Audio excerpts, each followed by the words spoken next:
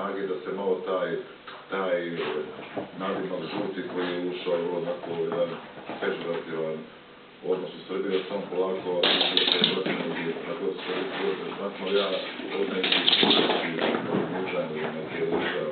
u Srbiji pre verujem da će jedna struja da počesti drugu sa riječima, dok se te struje da traje to još.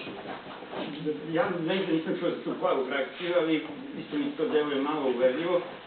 Jako bi dobro bilo da se naše stranke vežbaju malo tome da trpe razlike unutar sebe, ali imam jedno poređenje, jednu sliku koja je dosta uverljiva i jasna gledalcima. I u kući, u porodici, gde članove vezuje ljubav, emocija, dakle, a ne u stranci gde vezuje pre svega interes, pa kada je kriza, kada nema novca ili kada su neki problemi, onda nastaju tenzije. I sada kažemo, u desni tih tenzija je bilo čak i kada su cvetale ruže. Sada kada je sve manje vlasti i koja se gubi, i evo sad i gledanje na republičkom nivou, pitanje šta će biti sa Beogradom, onda je naravno da nervoza raste i traži se krivac.